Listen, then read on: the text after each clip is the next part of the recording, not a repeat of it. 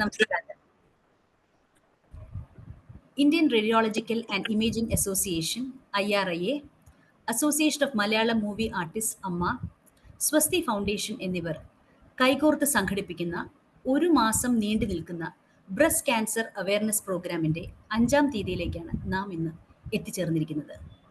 October 1-ാം തീയതി പ്രശസ്ത cinema നടി ശ്രീമതി മഞ്ജു വാര്യരാണ് പ്രഥമ പരിപാടി ഉദ്ഘാടനം ചെയ്തത്. 2026 ജനുവരി മാസം 16, 17, 18 തീയതികളിൽ തിരുവനന്തപുരത്ത് വെച്ച് നടക്കുന്ന ഗ്ലോബൽ പ്രിവെന്റീവ് ഓങ്കോളജി ഉച്ചകോടിയുടെ നാന്ദി കുറിക്കൽ ഭാഗമായിട്ടാണ് ഈ ഒരു മാസം നീണ്ടു നിൽക്കുന്ന വെബിനാർ നമ്മൾ ആസൂത്രണം ചെയ്തിരിക്കുന്നത്. 31-ാം തീയതി, അതായത് വെബിനാറിനോടൊപ്പം 31-ാം തീയതി ട്രിവാൻഡ്രം, കൊച്ചിൻ, കാലിക്കറ്റ് എന്നീ ജില്ലകളിൽ ഒരു വാക്കത്തോൺ നടത്താനും നമ്മൾ പദ്ധതിയിട്ടിട്ടുണ്ട്.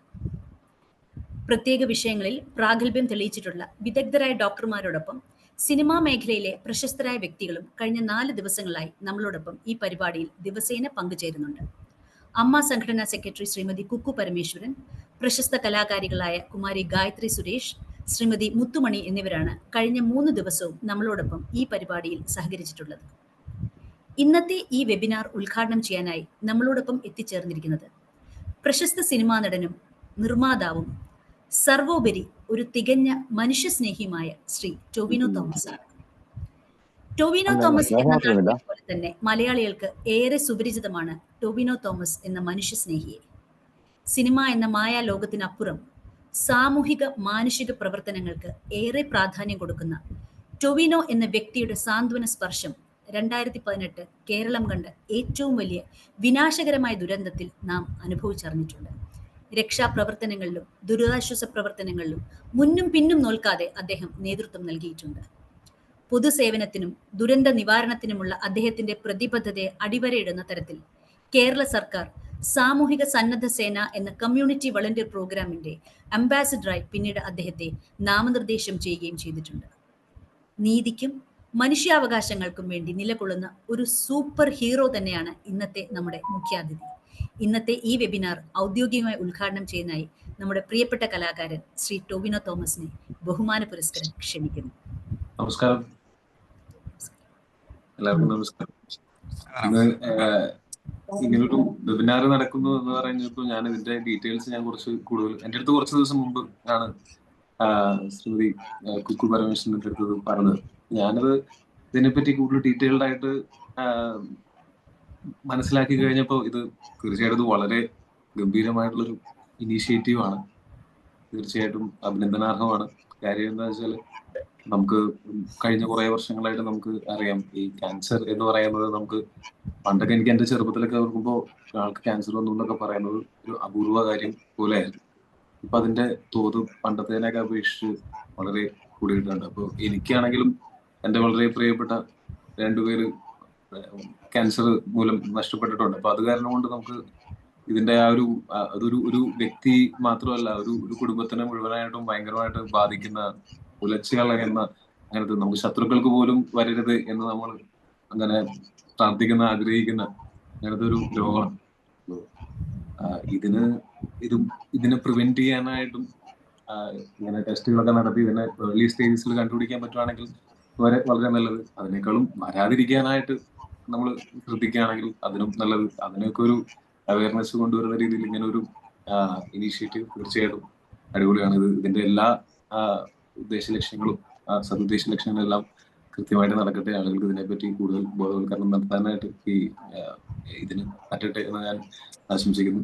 അതോടൊപ്പം ഇത് മുന്നിട്ട് നടത്തുന്ന ഇന്ത്യൻ റേഡിയോളജിക്കൽ ആൻഡ് ഇമേജിംഗ് അസോസിയേഷനും സ്വസ്തി ഫൗണ്ടേഷനും ഒപ്പം നമ്മൾ അമ്മ സംഘടനയും ഒക്കെ കൂടെ ഇത് ചെയ്യുന്നു. തീർച്ചയായിട്ടും അഭിനന്ദനാർഹമാണത്. ഇതിന്റെ എല്ലാ ഉദ്ദേശ ശുദ്ധികളോടും കൂടെ ഇത് മുന്നോട്ട് പോവുകയും ഇത് ഒരുപാട് പേർക്ക് ഗുണപ്പെടുന്ന ഒരു കാര്യമായിട്ട് നടക്കട്ടെ എന്നും ആഗ്രഹിക്കുന്നു, ആശംസിക്കുന്നു. അതോടൊപ്പം ഇന്നത്തെ ഇതിൽ ഉദ്ഘാടകനായിട്ടാണ് ഞാൻ വന്നിരിക്കുന്നത്. എൻ്റെ കർത്തവ്യമായിട്ടുള്ള ഉദ്ഘാടനം കൂടെ ഇതിനോടകം ഞാൻ നിർവഹിച്ചതായിട്ട് അറിയിച്ചു. Thank you so much. Thank you very much Tovino Thomas. താങ്കളുടെ വളരെ വിപുലമായ സുഹൃത്ത് വലയത്തിൻ്റെ ഇടയ്ക്കും താങ്കളുടെ ആരാധകർക്കിടയിലും ഇങ്ങനൊരു വെബിനാർ ഉണ്ടാകുന്നതിൻ്റെ ഒരു മെസ്സേജ് താങ്കൾ കൺവേ ചെയ്യണം. 31-ാം തീയതി വരെ എല്ലാ ദിവസവും വൈകുന്നേരം 7 മുതൽ 8 വരെ നമുക്ക് ഈ വെബിനാർ ഉണ്ട്. അതിൻ്റെ ഒരു മെസ്സേജ് താങ്കൾ കാരണം അത്രയധികം ആരാധക വൃന്ദമുള്ള ഒരാളാണ്, ഈ മെസ്സേജ് ഒന്ന് കമ്മ്യൂണിക്കേറ്റ് ചെയ്യണമെന്ന് ഞങ്ങൾ അഭ്യർത്ഥിക്കുന്നു. Thank you so much. അടുത്തതായി സ്വസ്തി ഫൗണ്ടേഷൻ രക്ഷാധികാരി, കേരള സർക്കാർ ഇൻഫർമേഷൻ ടെക്നോളജി വിഭാഗം മുൻ പ്രിൻസിപ്പൽ സെക്രട്ടറിയുമായ ശ്രീ PH കുര്യൻ അവർകളെ മുഖ്യപ്രഭാഷണത്തിനായി സാദരം ക്ഷണിക്കുന്നു.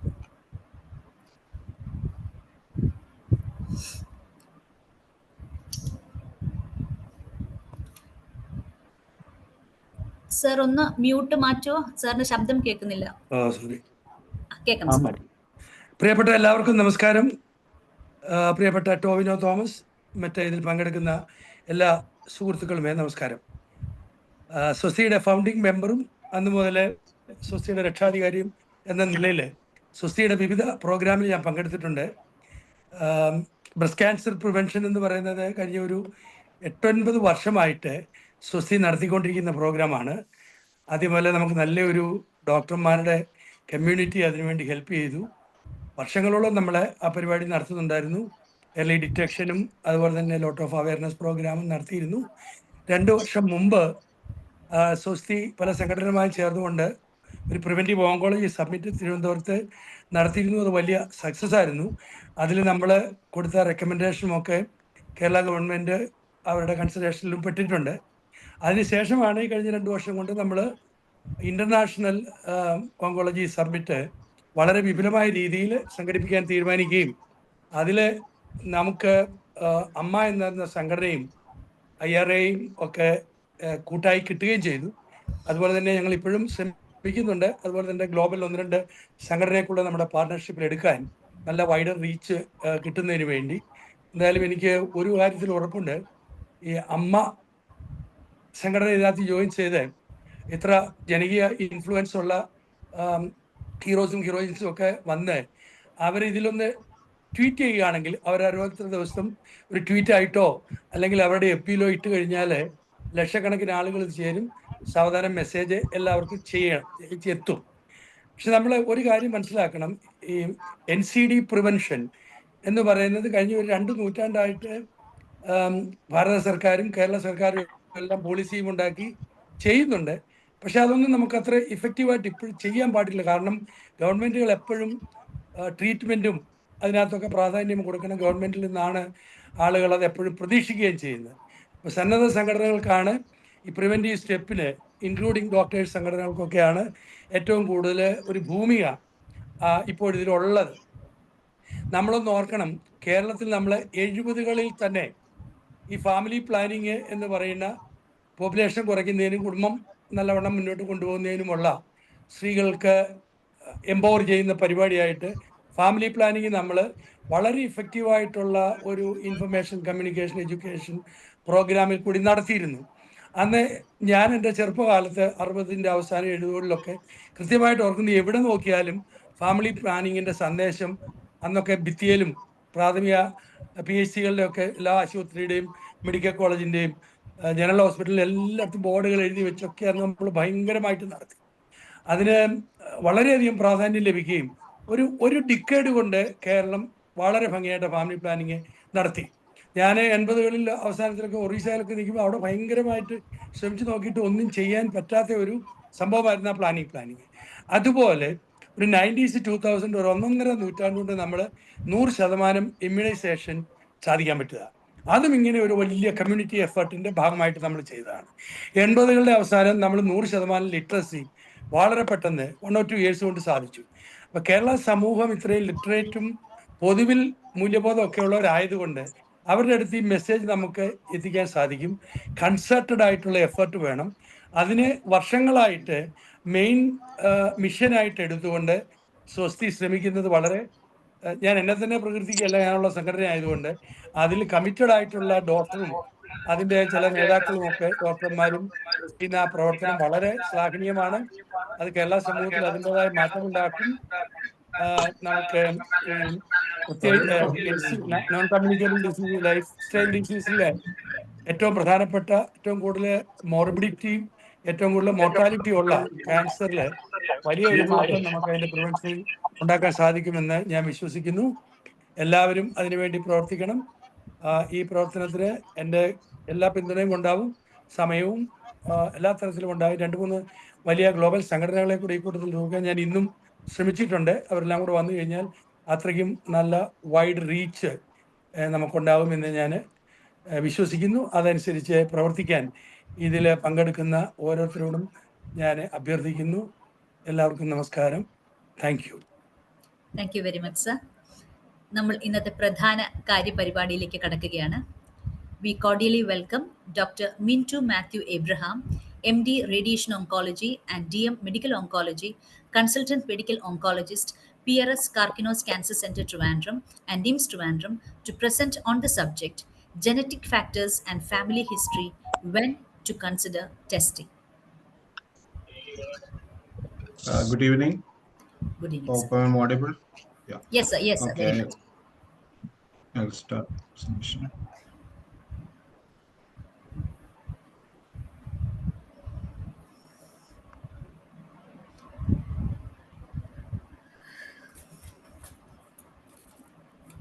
Yes, sir. കാണാനുണ്ട്, സ്ക്രീൻ കാണാനുണ്ട്.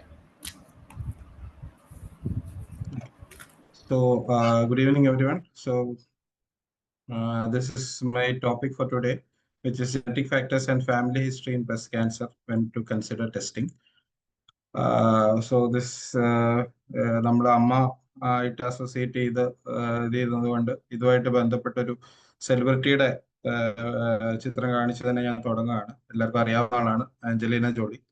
ഈ ആഞ്ചലീന ജോളിയും ബ്രസ്റ്റ് ക്യാൻസറും തമ്മിലുള്ള ബന്ധം എന്താണെന്ന് വെച്ചാൽ, in 2013 she was detected to have BRCA positivity.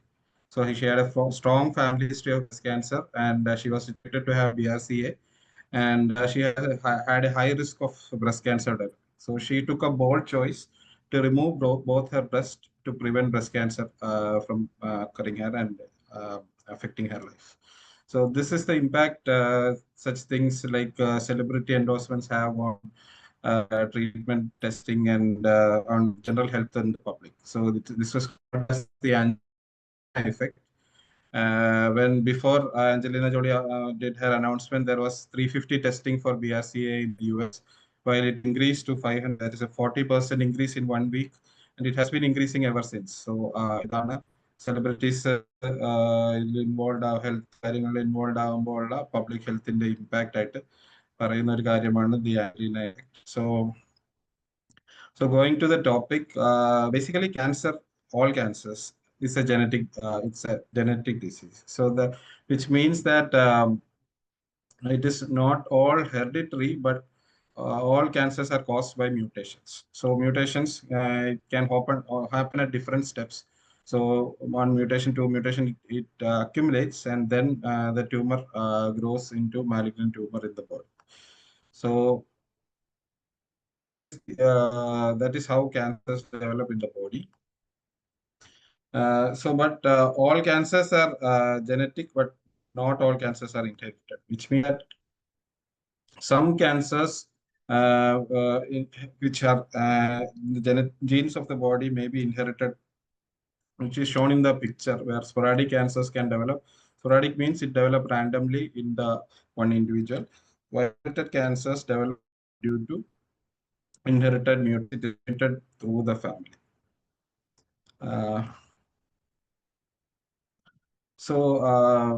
This basic principle is the difference between the germline and somatic mutations, where somatic mutations occur in the individual, that is in the person who is developing the cancer, while germline mutations are transmitted from the mother to the offspring and down the genetic chain. So this is what it is in the affected individual only. The somatic mutation happens, and the germline mutations happen in the generations. So this is the two-hit hypothesis, where chromosomes, for any cancer to develop, both the chromosomes of the gene has to have the mutation. So in sporadic cancers, this is by two separate events. That is, mutations due to two random hits which are happening. But in inherited cancers, there is increased risk of developing cancer because the person already has the one hit which is transmitted from the parent to the mother, but the second hit can happen by the mutation. So the risk of developing a cancer is higher when there is an inherited susceptibility. So there is a slight difference between a hereditary cancer versus a familiar cancer. In a hereditary cancer, basically there is one mutation which we know about, which is transmitted, and it has an early age of onset, and it is an autosomal dominant inheritance pattern. But familial cancer is when we find clustering of cancers in a family. It can be due to chance clustering of sporadic cancers. It can be due to some low penetrance rare genes.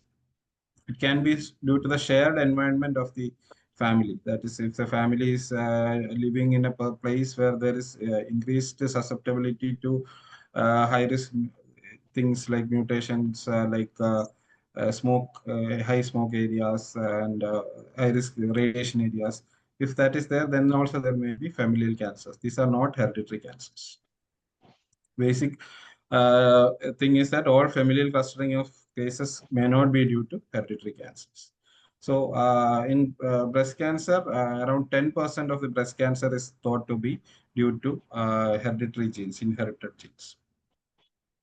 So when to suspect any hereditary cancer, it is when there is a very young age of onset, it is less than 50 years, multiple members of the same family affected by the same or related cancers, with multifocal cancer. There's multiple cancers in the same person. Bilateral, that is person developing breast cancer in the breast spread from one breast to another. But separate breast cancers is rare type of cancers, multiple cancers in the same individuals, and some ethnicities also have hereditary cancer risk, increased risk. And this family history is considered to be the key. So we have to assess the family history strongly. So breast and ovarian cancers come in the same gene mutation. So their set has to be assessed, and our aim is to identify the unaffected carrier shown in the picture with the blue dot, and to screen them early and to find the disease early before it manifests and it presents in an advanced stage. So whom to test? The terms is the consultant. Consultant is a person who comes to you for counseling, risk assessment or testing. And a proband is the person who is said to have the cancer. The consultant might not always be affected. They might be coming to you due to their strong family history. The best person to test is always the affected person. So that is the message, one of the messages I like to convey, because we might be going to a doctor or a geneticist or a genetic counselor for risk of breast cancer in the family. But always to find a proper gene, it is always best to test the person in the family who developed the cancer. In case if the person is not available for testing, then another person, the relative may be tested. So this is the standard guideline for the breast cancer testing. I will summarize it. So whom to test for, that is the crux of the topic, that is whom to test for the gene when a person develops breast cancer less than 50 years of age. So any breast cancer patient less than 50 years of age has to be considered for genetic testing. At any age, when there is an indication for treatment with BRCA inhibitors, that is PARP inhibitors, then we have to test. That is another topic. The type of breast cancer called a triple negative breast cancer, then that person has to be tested at any age. The person developing multiple breast cancers has to be tested. Lobular carcinoma with the stomach cancer, that has to, in the same person, that has to be tested. Any male developing a breast cancer, males can also develop breast cancer, that is another topic, but in the male developing breast cancer, that has to be tested for BRCA gene. In a person more at any age with breast cancer, with a close relative with a young breast cancer, male breast cancer, pancreatic cancer, or high-grade prostate cancer, that the person has to be tested. And any person with a multiple relative, more than or equal to 3 relative with breast, ovarian, or prostate cancer has to be tested. then in the person, if the person has not had breast cancer, but they have a close relative with any of the above high risk factors, then they have to be tested. That person, if the relative who had breast cancer is not available for testing, then the person with the close family history can be tested. Then there's also some risk prediction models which can be used to assess the risk of the individual. So these are briefly the steps involved in testing for breast cancer. That is, determine the eligibility for testing as said in the above in the previous slide. Then they have to undergo a pre-test counseling. So genetic testing is not just a simple blood. It is done in the blood, but it's not a simple blood test that like we do our hemoglobin. The implications of a positive and negative result has to be discussed in detail with the person. Implications to patient, to their relatives. So if the person comes as positive, then all their first degree relatives have to be tested. So to the relatives, then social implications. We are living in a society where the taboo of cancer has not yet been completely eliminated. So the test positive means even if the person had not had cancer, they have a risk of developing cancer in the future, and also their offsprings might also have a risk. So that might have serious social implications, and like marriage, future relations, everything might have implications. So that also has to be discussed before testing, and the implications in treatment of the person also has to be discussed. So this is why genetic testing and counseling has to be done by a properly trained person. Any doctor can legally do the counseling. Any trained genetic counselor can do the counseling and testing. Pardon me. Hello. Disturbance at one, sir. It's okay. Okay. So any person can do the counseling and testing, but it is always better to do it after a proper counseling by a trained person. So then we have to choose the right test for the right person. That depends on the expertise of the counseling doctor or the lab. And the interpretation of the result, it is best done with a molecular tumor board. And post-test counseling also has to be taken. That is explaining the result to the person who had tested it. That is, if it comes positive, there are certain things that it's not easy to explain. There is things called variant of unknown significance, which statistically we cannot say that it is positive or negative, but that also has to be explained in detail to the person. And discussion of treatment options in related to the test, and discussion of testing to the family. This is the list of genes. I'm not going into the details. The main genes which we have to concentrate in breast cancer is the BRCA1 and 2. So that's because it is the most common gene. So what does BRCA do? BRCA is basically present in everybody. We all have BRCA gene. It is a gene involved in the repair of the DNA. So when the BRCA is normally present, it will repair the DNA when it is damaged, and the body will go on functioning. When there is mutation, the damaged DNA is not properly repaired, and it will develop cancer. That is the basic of BRCA. And BRCA increases the risk for breast cancer, ovarian cancer. As you can see in the table, then the statistics, it increases the risk very much. Even prostate and pancreatic cancer in males, the BRCA can increase the risk. Male breast cancer also, the risk is increased. So that is the importance of the finding out the cancer. So if we test and find out the cancer, we can do things that can reduce the risk, and do also things to detect cancers early. So that is the most important part of the result. So in a positive result, the family also has to be counseled. All first degree relative have to be tested. 50% risk of getting the mutation is there. If the first degree relative is positive, you have a 50% risk of having a BRCA. So genetic counseling has to be done to the relative. They can go for testing. After 18 years is the usual age for testing. And in positive, surveillance is established. So this is the ultimate aim of the testing. Implications of positive result to the family. So the person, when we test, it is usually after the cancer has developed. That is the reactive care. That is the current what we do currently. but when we can detect it in the molecular stage, that is in the genetic mutation, we can go for molecular preemption. So that is proactive care, which is the goal of the genetic testing. So intervention that we can do is treatment of the patient with the medicines called PARP inhibitors or BRCA mutation inhibitors, which can improve the recurrence, decrease the cancer coming back, risk of cancer coming back. And surgical risk reduction. So if the person has BRCA and they have completed their family, they can go for a surgical oophorectomy, that is removing the ovaries and the uterus if needed. So after the completion of the family, so that the risk of, they have a lifetime risk in BRCA1, they have a lifetime risk of 70% of developing ovarian breast cancer. So we can remove the organs at risk and prevent the cancer from developing, like Angelina told. So ovarian cancer in younger persons, we can use combined contraceptive pills to reduce the risk, and counseling and testing of the family can also. So this is what Angelina Jolie said about her revealing her very personal story to the public.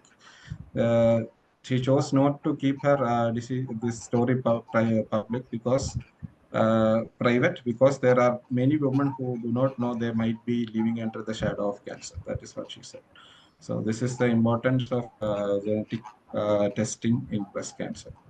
So there are people who live among us with this BRCA1. We may not be seeing them because we are not testing properly. So that's it. Thank you. Sir, നമ്മൾ വളരെ detail ആയിട്ടുള്ള സാങ്കേതികമായ വശങ്ങളെക്കുറിച്ച് സംസാരിച്ചു. ഒരു clarification ചോദിച്ചോട്ടെ, നമുക്ക് ഈ ടെസ്റ്റിങ്ങിന് പെറ്റേണൽ സൈഡിലും മെറ്റേണൽ സൈഡിലും ഉണ്ടാവുന്ന ആ ഒരു ഹെറിഡിറ്ററി ആയിട്ട് കിട്ടുന്നതിന് വ്യത്യാസമുണ്ടോ? പെറ്റേണൽ സൈഡിൽ ഇല്ല, ഇത് ഓട്ടോസോമൽ ഡോമിനന്റ്, അതായത് സെക്സ് ജീനിലല്ല ഇത് വരുന്നത്.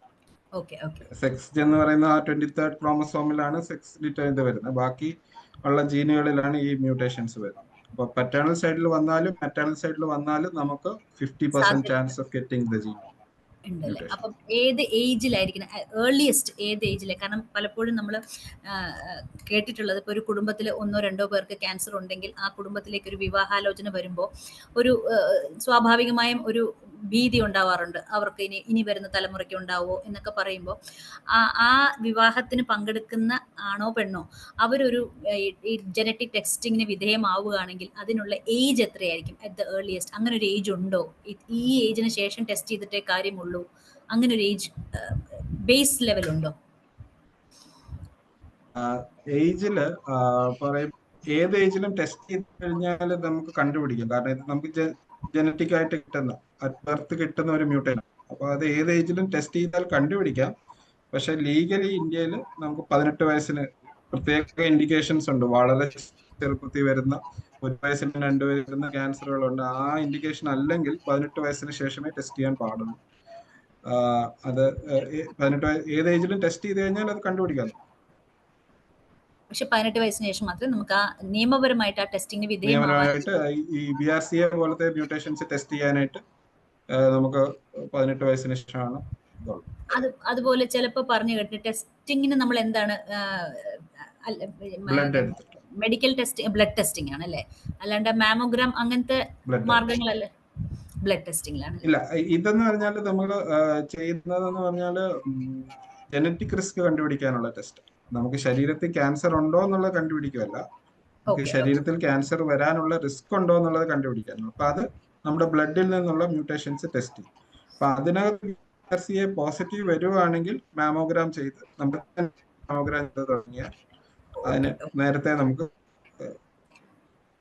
ഇത് നമ്മുടെ എല്ലാ ഈ പറഞ്ഞ പോലെ ഈ ഒരു സിസ്റ്റം, അതായത് ജനറ്റിക് ടെസ്റ്റിംഗ് എന്നുള്ളത് ഇന്ത്യയിൽ വിപുലമായി വളരെ എക്സ്റ്റെൻസീവ് ആയിട്ടുള്ള നടന്നു വന്നിട്ടുള്ള ഒരു മെഡിക്കൽ ആക്ടിവിറ്റി തന്നെയാണോ, അതോ അത് വളരെ എക്സ്ക്ലൂസീവ് ആയിട്ടുള്ളൊരു ഹോസ്പിറ്റൽസിൽ മാത്രമേ നടക്കുള്ളൂ, അങ്ങനെയുണ്ടോ? അതോ ഇത് ഇറ്റ്സ് കോമൺ? ഇപ്പം നേരത്തെ മുഖ്യ പ്രഭാഷണത്തിൽ PH കുര്യൻ സാർ പറഞ്ഞ പോലെ ഇപ്പം നമ്മൾ ഫാമിലി പ്ലാനിംഗ് എന്ന് പറയുന്നത് ഒരു വലിയൊരു പ്രോപ്പഗൻഡയായിട്ട് അത് ഇന്ത്യ മുഴുവനും അത് സ്പ്രെഡ് ചെയ്തിട്ട് നമ്മളത് വളരെ നന്നായിട്ട് അത് കൺട്രോൾ ചെയ്തു. അതേപോലെ ഇങ്ങനത്തെ ഈ ഒരു ജനറ്റിക് ടെസ്റ്റിംഗ് എന്നുള്ള കോൺസെപ്റ്റ് നമ്മുടെ പബ്ലിക്കിന്റെ ഇടയിൽ വളരെ ഇൻഡെപ്ത് ആയിട്ട് വേരൂന്നിയിട്ടുള്ള ഒരു കോൺസെപ്റ്റ് ആണോ, അതോ എൻ്റെ ആദ്യത്തെ സ്റ്റേജിലാണോ നമ്മൾ നിൽക്കുന്നത്? ഇനിയും ജനങ്ങൾക്ക് അതിനെക്കുറിച്ച് അറിയാതിരിക്കുന്ന ഒരു സ്റ്റേജിലാണ്? ഏത് സ്റ്റേജിലാണ് ഇപ്പൊ ഇന്ത്യയിൽ ഒരു പൊതുജനത്തിന്റെ പെർസെപ്ഷനിൽ നോക്കുകയാണെങ്കിൽ? ടെസ്റ്റിങ്ങിന്റെ കാര്യം പറയുമ്പോഴും വളരെ ഏർലി സ്റ്റേജിലാണ് ടെസ്റ്റിംഗ് ഉള്ളത്. കുറിച്ച് ആൾക്കാർക്ക് അറിവും കുറവാണ്. ആൾക്കാർക്ക് എന്ന് പറഞ്ഞാൽ ഡോക്ടർമാര് തന്നെ അതിനെക്കുറിച്ച് കൗൺസിൽ ചെയ്യുന്നതും അതിന്റെ കാര്യങ്ങൾ സംസാരിക്കുന്നതും വളരെ കുറവാണ്. കാരണം നമ്മൾ ക്യാൻസർ രോഗികളുമായിട്ട് സംസാരിക്കുമ്പോൾ അവരുടെ അസുഖത്തെ കുറിച്ചും അവരുടെ ചികിത്സയെ കുറിച്ചുമാണ് കൂടുതൽ സംസാരിക്കുന്നത്. ജനറ്റിക് ടെസ്റ്റിംഗ് നാച്ചുറലി നമ്മുടെ ഇതനുസരിച്ച് കുറച്ച് ടേക്സ് എ ബാക്ക് സ്റ്റേജ്. അതിനകത്ത് ചികിത്സ എഫേർട്ട് ഇടേണ്ടിയിരിക്കുന്നു. ജനറ്റിക് ടെസ്റ്റിങ്ങിന് കൗൺസിലിംഗ് അത് ഒരു കുറച്ച് ടീഡിയസ് ആയിട്ടുള്ള ഒരു പ്രോസസ് ആണ് ഡോക്ടറെ സംബന്ധിച്ചോളം. കാരണം നമുക്ക് ഏകദേശം 1.5 മണിക്കൂറോളം സംസാരിച്ചു കഴിഞ്ഞാലേ ആ genetic test counselling usual time is 1 hour. And post test കൗൺസിലിംഗും അതുപോലെ അതിന്റെ റിസ്ക് അതിന്റെ കുറച്ച് ാണ്. അത് ഒരു മോളിക്കുലർ ട്യൂമറിന്റെ സഹായം വേണ്ടി വരും. അതുപോലെ മാസിൽ ചെയ്യേണ്ട ഒരു ടെസ്റ്റും അല്ല അത്. ജനറ്റിക് ആ റിസ്ക് അസസ്മെന്റ് ചെയ്തിട്ട് റിസ്ക് ഉള്ളവരിൽ മാത്രമേ അത് ചെയ്യാവുള്ളൂ. നമ്മൾ വെറുതെ ടെസ്റ്റ് ചെയ്താൽ ചിലപ്പോ മ്യൂട്ടേഷൻസ് കണ്ടുപിടിക്കുക, അത് ഒരു ഗുണമില്ലാതെ ദോഷം മാത്രം ചെയ്യാം. ആൾക്കാർ മ്യൂട്ടേഷൻ എന്ന് പറഞ്ഞാൽ അത് ഒരിക്കലും നമുക്ക് ചികിത്സിച്ച് മാറ്റാവുന്ന സംഭവമല്ല മ്യൂട്ടേഷൻ. അപ്പൊ അത് നമുക്ക് ആവശ്യമില്ലാതെ കണ്ടുപിടിച്ച് ഒരാൾ ലൈഫ് മൊത്തം മ്യൂട്ടേഷൻ ഉണ്ടല്ലോ എന്നുള്ള ടെൻഷൻ കൊടുക്കുക എന്നുള്ളത്. ആർക്കെങ്കിലും എന്തെങ്കിലും കൂടുതൽ ചോദ്യങ്ങൾ ചോദിക്കാനുണ്ടെങ്കിൽ ഇപ്പൊ ചോദിക്കാം, അല്ലെങ്കിൽ ചാറ്റ് ബോക്സിൽ ഇട്ടാൽ മതി. നമ്മൾ അടുത്ത സെഷന്റെ സ്പീക്കറും കഴിഞ്ഞിട്ട് വേണമെങ്കിലും നമുക്ക് ചോദ്യങ്ങൾ ചോദിക്കാവുന്നതാണ്. ഫോർ ദ ടൈം ബീങ് വേറെ ക്വസ്റ്റ്യൻസ് ഇല്ല എന്ന് പ്രതീക്ഷയുണ്ട്. Thank you very much sir. Sir ഉണ്ടാവുമല്ലോ അല്ലെ എൻഡ് ഓഫ് ദ സെഷൻ വരെ? എന്തെങ്കിലും ചോദ്യങ്ങൾ വരികയാണെങ്കിലും സർ അവൈലബിൾ ആയിരിക്കും. Thank you very much sir. Now we have Dr. Amilu Elsa Verghese, Assistant Professor, Department of Radio Diagnosis, Government Medical College, Kottayam, to present on the subject, Role of Mammography, the Gold Standard. Hearty welcome, Dr. Amilu. Thank you, Rickman. Let me share my screen.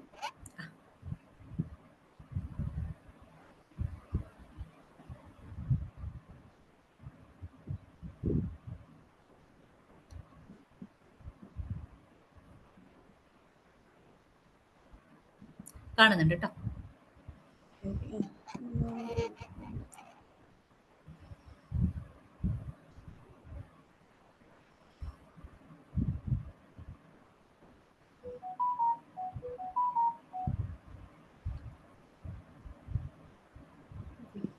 Okay full screen കാണുന്നുണ്ട്. Thank you. So ഇന്നത്തെ topic എന്ന് വെച്ചാൽ mammogram A gold standard. So ആദ്യം തന്നെ എനിക്ക് പറയാനുള്ളത്, ഈ ഒരു ഉദ്യമം ഇതിനു വേണ്ടി ചിന്തിച്ച അമ്മ ആർട്ടിസ്റ്റ്, അമ്മ ഗ്രൂപ്പ്, അമ്മ ടീം, പിന്നെ IRI ആൻഡ് സൃഷ്ടി ഫൗണ്ടേഷൻ, അവരോടെല്ലാം വളരെ ഒരു നന്ദിയാണ്. കാരണം ഈ ഒരു ഉദ്യമത്തിലൂടെ നമ്മൾ ബ്രസ്റ്റ് ക്യാൻസറിനെ കുറിച്ചുള്ള ഭീതി പൊതുജനങ്ങളെ ഒഴിവാക്കി കൂടുതൽ അവർക്ക് ഒരു പോസിറ്റീവ് ആയിട്ടുള്ള ഒരു ചിന്ത കൊടുക്കുന്നതിനെ പറ്റി അങ്ങനെയാണ് അതാണ് നമ്മുടെ എൻഡ് റിസൾട്ട് ആയിട്ട് നമുക്ക് വേണ്ടത്. So we have to spread kindness and have to spread love and have to spread positivity about cancer rather than a fear. Now coming to the next question, what is the most common cause of death in women in India or all over the world? The most common cause is heart disease. It is not breast cancer, it is heart disease. But when we hear that a woman died of heart disease, we don't feel much fear. But instead, if we hear someone we know is affected with breast cancer, we have a fear in our mind. So we have to avoid that fear. Now meet Miss Stephanie Lord. She is the youngest cancer survivor in the world. She was detected at the age of 30 with the dreaded stage 4 breast cancer. Now what did she do? She was very sad at the initial day. Then later she revived. She took all the therapy and now she's surviving. So she is known as a young survivor of the stage 4 breast cancer. Now, what did she do? She founded a Tiger Lily Foundation. That is, it is giving a strength, transformation for the, and she is giving many classes about how to survive, and it is she is counseling mainly the younger people also. So this is a story of Stephanie. Now, mammogram started in the year 1960s. So from the 1960s to 2025, what all changed now? We can see what is the new changes, what all we can. The plus points is by mammogram, we can detect a lesion before it is clinically visible. That is, it is because of the advanced technology, we can detect a lesion before it is clinically visible. And after detecting a lesion, we have technology to take accurately the biopsy from it and also to localize that very small lesion. So by that, we can remove the lesion with a very small incision. We don't have to remove the entire breast. And so this is also, previously we have seen Stephanie's picture. When we hear breast cancer, the thing that is coming to our mind is a lady with a bald head, without any hair. So this is because it is an advanced cancer. They have to undergo many therapies, and that's because of the effect of these therapies or radiation, they are losing their hair. But if you could diagnose it earlier, we can provide a cure to the lesion with a very small incision. So there is a change in the. And what is the role of mammography? As Dr. Ansar has pointed in the initial session, it is similar to the like how we check the cabin, our luggage. So it is done by a very. So with a low dose X-ray, we screen our bag, and this is a picture of the bag. So similarly, we use low dose X-rays and to take the picture of a breast tissue. So there are two views. So in a normal mammogram, you take usually two views, and we get the picture of the breast. And with the picture, the radiologist will assess whether there is any cancer on the breast. Now there is another technique. This is advanced one. This is called as digital breast tomosynthesis. This is also available in nowadays. This means this machine will take multiple pictures of the breast and it will give a volume of the breast, and we will get multiple slices. So it is almost similar to a CT scan, but not that much. We'll get few slices of the breast tissue, and then we can find out any lesion in this. So these are all advanced technique. And now we also have a contrast enhanced mammography. So what is contrast enhanced mammography? We know contrast enhanced mammography means we inject a contrast. We inject an IV contrast or a dye. We used to take CT scan for CT scan, we have to inject dye. So similarly, for mammography also we inject IV contrast, and then we take a few sets of images.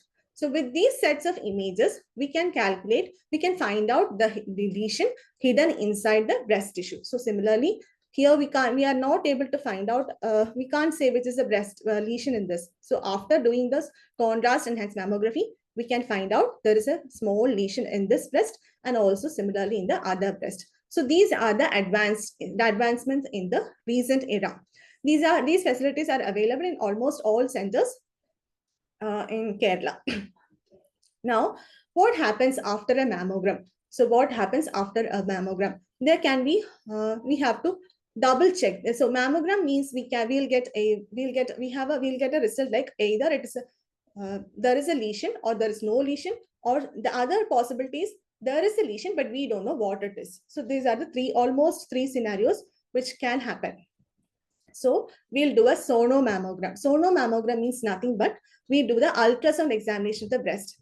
So the doctor will do the ultrasound examination of the breast, and it will help in characterizing the lesion and to make sure that there is no other lesion in the breast or in the armpit. So by doing this, we can find out, we are double checking actually whether there is any lesion or whether we have missed anything. So this is a sonomammogram of the breast. So usually all X-ray mammograms are followed by an ultrasound study also. And coming to the advantage of mammography. Mammography is, what is the advantage? It is non-invasive. What is non-invasive? Means we don't have to do any puncture or anything. We just have to take a photo of the breast. And it is widely available. It is reliable also. But its sensitivity is ranging from 72 to 88%. So this percentage we have to note. It is having a 72 to 88%. So at least around 20% of cases, we are not able to diagnose with a mammogram also. And there are multiple national screening programs which have shown that it can reduce breast cancer mortality rate by around 20%. Mortality rate has been reduced. It has been proven. So that's the advantage. So we know that mammogram is a very good thing. Now the next question is what is the frequency of the screening? How many times we have to do? So there are multiple. In India, we are yet to formulate a screening protocol, but there are many other protocols from the USA, Australian, and Canadian group. They have shown that they have shown a frequency of 2 to 3 years, which is starting from 40 to 49 years. And recently, there is a National Comprehensive Cancer Network, which is showing a frequency of 1 year. And it is they also start screening from 40 to 49 years up to 70 years also. So this is a mass screening frequency. But India, we have to find out the what is appropriate for our population.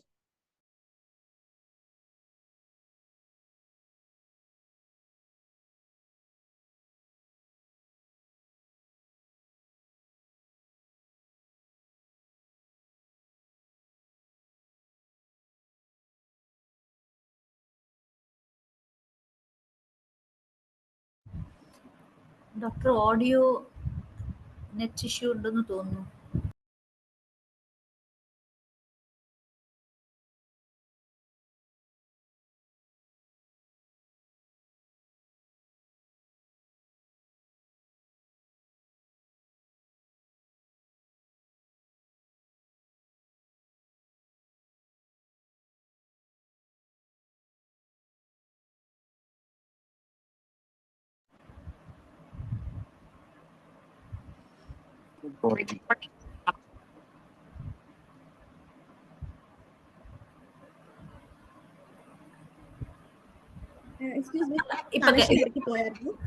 മനസ്സിലായി.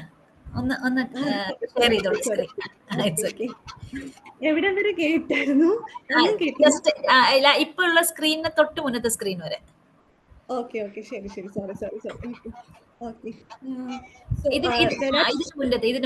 ഒരു minute ഇതിനൊക്കെ മുന്നേ ഇതൊന്നും ഞങ്ങൾ കണ്ടിട്ടില്ല. ഇതൊക്കെ കഴിഞ്ഞു. ഇത് കഴിഞ്ഞ അടുത്ത സ്ക്രീൻ. Contrast enhanced ഇത് കഴിഞ്ഞു.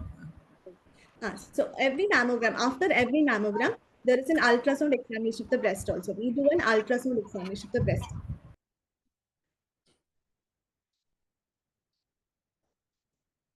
Okay. Hello, കേൾക്കാവോ? കേൾക്കാം. Every mammogram is ultrasound examination of the breast also. So in that we can find why we are doing ultrasound, because we are localizing the lesion. We have to make sure that there is no other lesion in the breast or in the armpit.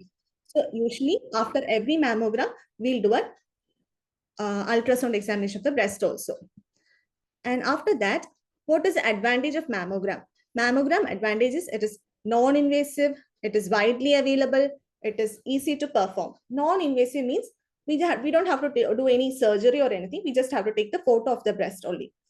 And it has a sensitivity which is ranging from 72 to 88%.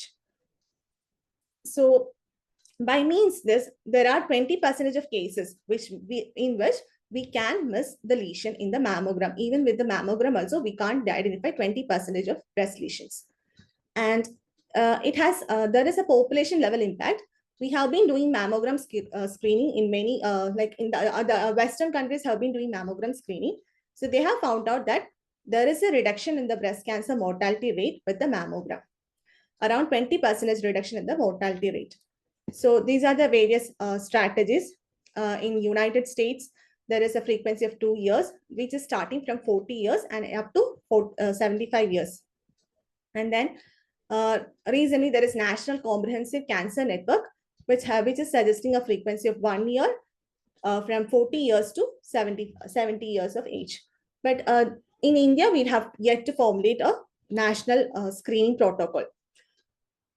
And when we compare annual and biennial, we can see that even if you do mammogram every 2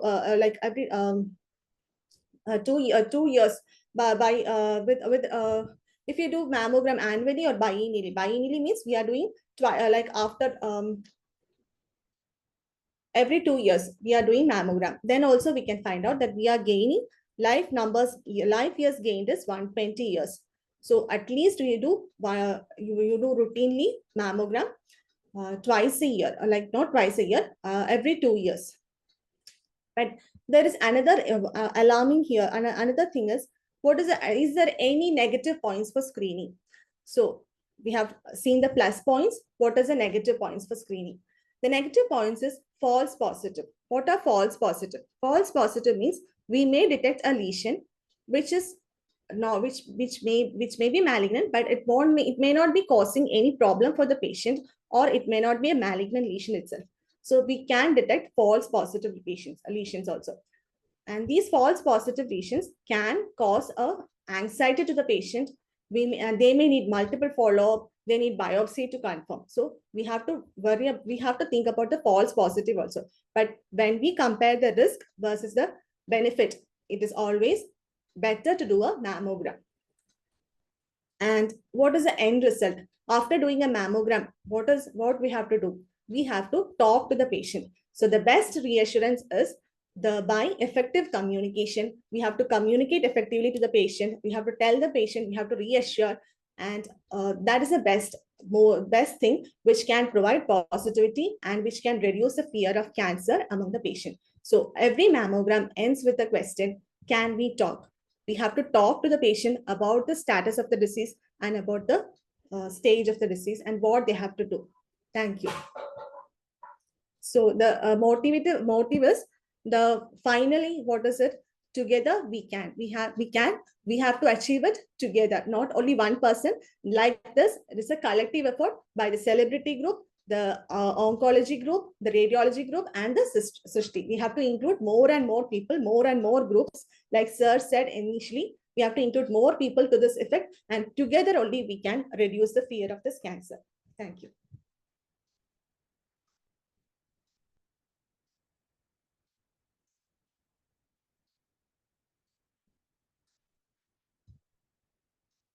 Dimple, you're muted. Recording in progress. Hello.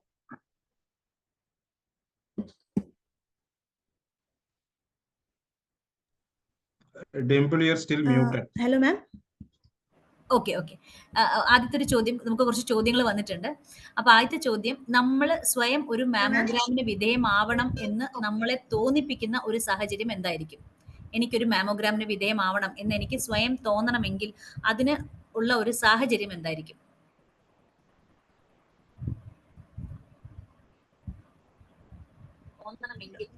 Doctor കേൾക്കുന്നുണ്ടോ? അതിനുള്ള ഒരു സാഹചര്യം എന്ന് വെച്ച് കഴിഞ്ഞാല് just ഒരു 40 years ആയി തീരുമാനിച്ചിട്ട് നമുക്ക് രണ്ടും ഏതെങ്കിലും ഒന്നിന്റെ ഓഡിയോ കട്ട് ചെയ്യുക സർ ഡോക്ടർ. എനിക്കൊന്ന് മൊബൈലിലും ലാപ്ടോപ്പിലും ഓഡിയോ ഓൺ ആയതുകൊണ്ട് ഒന്നിലെ ഓഡിയോ കട്ട് ചെയ്ത് കഴിഞ്ഞാൽ നമുക്ക് കുറച്ചുകൂടി ക്ലിയർ ആയിരിക്കും, അല്ലെങ്കിൽ എക്കോ.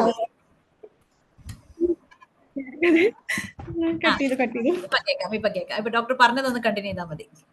ഓക്കെ, മാമോഗ്രാം 40 years ആവുമ്പോൾ നമുക്ക് തന്നെ തീരുമാനിച്ചിട്ട് ചെയ്യാം. വേണമെങ്കിൽ 40 years ആയി എന്നുള്ളത് ഒരു 40th ബർത്ത്ഡേ അല്ലെങ്കിൽ ജസ്റ്റ് എപ്പോഴെങ്കിലും ഒരു ലംബ് പോലെ നമുക്ക് എന്തെങ്കിലും തൊടുമ്പോൾ വ്യത്യാസം വരുന്ന പോലെ, അല്ലെങ്കിൽ നമുക്കൊരു ഡോക്ടറിനെ കാണിച്ചിട്ട് ചെയ്യാം. മാമോഗ്രാം തന്നെ വേണമെന്നില്ല. ഇപ്പൊ യങ്ങർ ആണെങ്കിൽ അൾട്രാസൗണ്ട് ബ്രസ്റ്റ് തന്നെ. ഇപ്പൊ 40 വയസ്സ് താഴെയാണെങ്കിൽ നമുക്ക് ബ്രസ്റ്റിൽ തന്നെ അൾട്രാസൗണ്ട് വെച്ച് തന്നെ നമുക്ക് കുറെ മുഴകളൊക്കെ കണ്ടുപിടിക്കാം, ഉണ്ടോ ഇല്ലയോ എന്നുള്ളത്. പ്രത്യേകിച്ച് വ്യത്യാസങ്ങളൊന്നുമില്ല.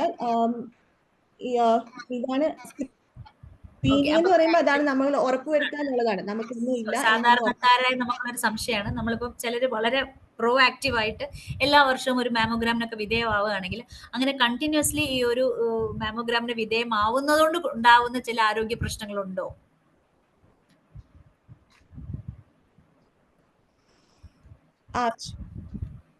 ഡോക്ടർ ചോദ്യം കേട്ടിരുന്നോ? അതില് കണ്ടിന്യൂസ്ലി അതാണ് ഇപ്പൊ ഞാൻ പറഞ്ഞതില്ലേ, രണ്ട് ഹലോ കേൾക്കാവോ? ജസ്റ്റ് ഒന്ന് ബ്രേക്ക് ആയി പറഞ്ഞോളൂ. രണ്ട് നമ്മളിപ്പോ 2-3 കുറെ സൊസൈറ്റികളുണ്ട്. അതായത് ഒരു കാനഡയിലുള്ള ഓരോ ഗ്രൂപ്പിനും ഓരോരോ ഇയർ ഓരോ മാനദണ്ഡങ്ങൾ. അപ്പോൾ ചില ആൾക്കാർ പറയും എല്ലാ വർഷവും ചെയ്യണം, ചില ആൾക്കാർ 2 വർഷം കൂടുമ്പോൾ ചെയ്താൽ മതി പറയും. അപ്പൊ അറ്റ്ലീസ്റ്റ് നമ്മൾ 2 വർഷം കൂടുമ്പോഴെങ്കിലും ചെയ്താലും മതി. നമ്മളുടെ ഇന്ത്യയിൽ ഇതുവരെ ഓക്കെ, ഏതാ ആ ടൈം ഫ്രെയിം എത്ര എന്നുള്ളത് നമ്മൾ ഇത്ര ഒരു ഡിസിഷനിൽ എത്തിയിട്ടില്ല അല്ലേ?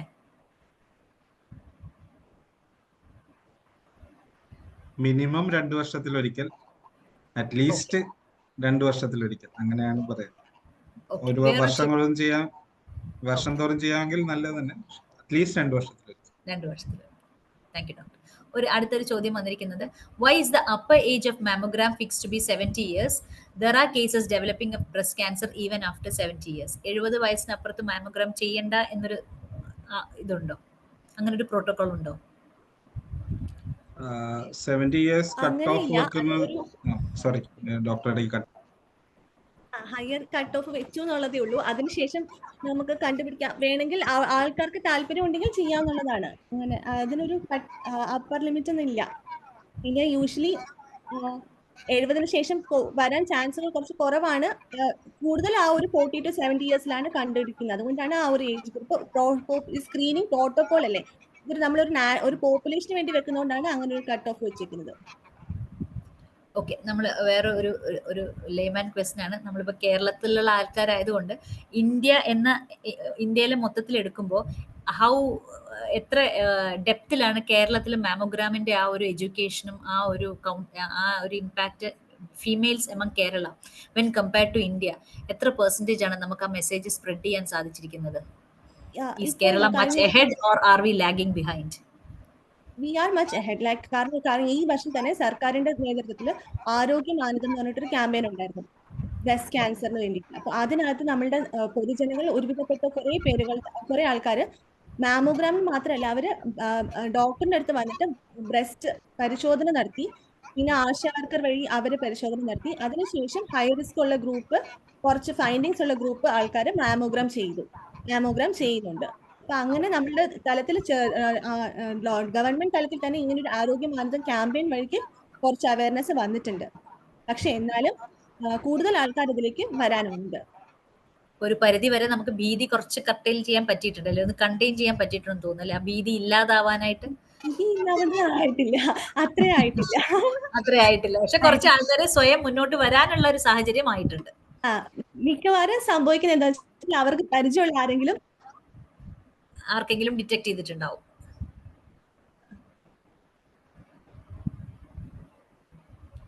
ബ്രേക്ക് ആയി തോന്നുന്നു ഡോക്ടർ ഒന്ന് അൺമ്യൂട്ട് ചെയ്യൂ. മ്യൂട്ടിലാണ് കിടക്കുന്നത്.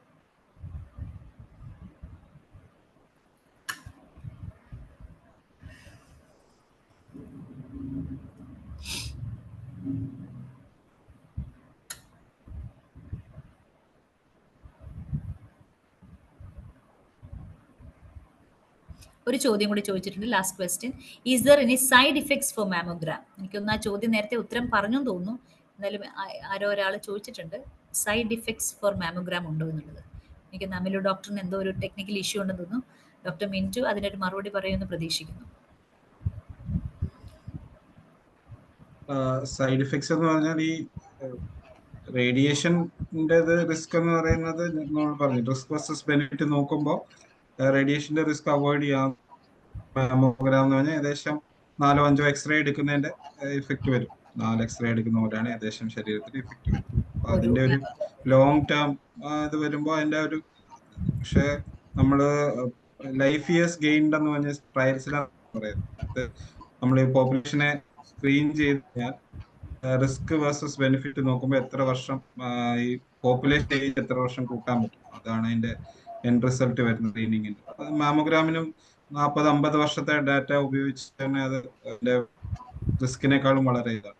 പിന്നെ ചെയ്യുമ്പോൾ ചെറിയ ബുദ്ധിമുട്ടുണ്ട്, അത് ബ്രസ്റ്റ് കംപ്രസ് ചെയ്തിട്ടാണ് അത് അങ്ങനത്തെ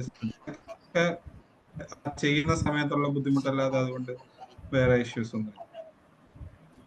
പിന്നെ ഡോക്ടർ അമിലു പറഞ്ഞു അതിന്റെ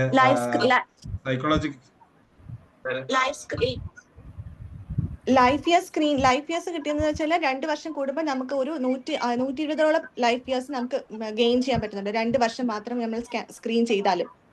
ഓക്കെ ഓക്കെ ഓക്കെ ഒരു മിനിറ്റ്, ഒരു ലാസ്റ്റ് ക്വസ്റ്റ്യൻ ഉണ്ട്. Is there any vaccine to prevent breast cancer as we are having a vaccine for ovarian cancer? ഇല്ല വാക്സിൻ ഇല്ല. നമുക്ക് വാക്സിൻ ആകെ ഉള്ളത് സെർവൈക്കൽ ക്യാൻസറിന് മാത്രമാണ്, ഗർഭാശയ ഗള ക്യാൻസറിന് മാത്രമാണ് വാക്സിൻ അവൈലബിൾ ആയിട്ടുള്ളത്. ബ്രസ്റ്റ് ക്യാൻസറിന് ഇല്ല, അവൈലബിൾ അല്ല. അതിന് നമുക്ക് ഇപ്പൊ തൽക്കാലത്തേക്ക് ചെയ്യാൻ പറ്റുന്നത് ഓരോ മാസവും നമ്മളുടെ ബ്രസ്റ്റ് പരിശോധിച്ച് നോക്കുക, നമ്മളുടെ നിപ്പിൾ ഒരേ ലെവൽ ആണോ നോക്കുക, അതിന് ഡിസ്ചാർജ് ഒന്നും വരുന്നില്ല നോക്കുക. പിന്നെ വർഷത്തിൽ ഒരിക്കലെങ്കിലും അൾട്രാസൗണ്ട് 2 വർഷത്തിൽ കൂടുമ്പോൾ മാമോഗ്രാമോ ചെയ്ത് നോക്കുക. പക്ഷെ ഇന്ത്യയിൽ അതിനൊരു കൺസെൻസസ് ആയി കഴിഞ്ഞ ശേഷം നമുക്ക് ബാക്കി തീരുമാനിക്കേണ്ടിയിരിക്കുന്നു. എനിക്കൊന്ന് 2 വിഷയങ്ങളെ കുറിച്ചും വളരെ വളരെ വിശദമായിട്ടുള്ള ഒരു ഇൻഫർമേഷൻ നമുക്ക് പാസ് ഓൺ ചെയ്തിട്ടുണ്ട്. Thank you very much doctor Mintu Mathew. Thank you very much doctor Emilu. പിന്നെ ഒരു കാര്യം കൂടെ പറയാനുള്ളത്, നമുക്കിപ്പോ എപ്പോഴെങ്കിലും ഒരു ചെറിയ മുഴകൾ ഉണ്ടെങ്കിൽ അത് ഒരിക്കലും വെച്ചോണ്ടിരിക്കരുത്, അത് ഉടനെ തന്നെ കാണിക്കണം. പലപ്പോഴും ആൾക്കാർ ഭീതി കാരണം ഇത് അവിടെ ഇരിക്കട്ടെ എന്ന് കരുതിയിട്ട് അവര് ഒന്നും ചെയ്യത്തില്ല. അങ്ങനെ ചെയ്യാതെ നമ്മളത് ഫോളോ അപ്പ് ചെയ്ത് unexpected growth in your body ഒരിക്കലും അത് ടേക്ക് ഇറ്റ് ഫോർ ഗ്രാന്റഡ് ആവരുത് അല്ലേ? We should take it serious. അതെ. Thank you so much doctor. ഇന്നത്തെ ഈ വെബിനാറിൽ പങ്കെടുത്ത എല്ലാവർക്കും നന്ദി. വെബിനാറിൽ നമ്മളോടൊപ്പം ഉദ്ഘാടനത്തിനായി വന്ന ശ്രീ ടോവിനോ തോമസ്, ശ്രീ PH കുര്യൻ സർ, ബാക്കി എല്ലാ ഡോക്ടേഴ്സിനും, എല്ലാ സമൂഹത്തിലുള്ള ആൾക്കാർക്കും, ബാക്കി എല്ലാവർക്കും, സ്വസ്തിയിലെയും അമ്മയിലെയും IRAയിലെയും എല്ലാ ഡോക്ടേഴ്സിനും എല്ലാം പ്രത്യേകം നന്ദി അറിയിക്കുന്നു. നാളെ പുതിയൊരു വിഷയമായി ഞങ്ങൾ വീണ്ടും വരുന്നതാണ്. Same time 7 o'clock. എല്ലാവരെയും വീണ്ടും പ്രതീക്ഷിക്കുന്നു. നന്ദി. Thank you.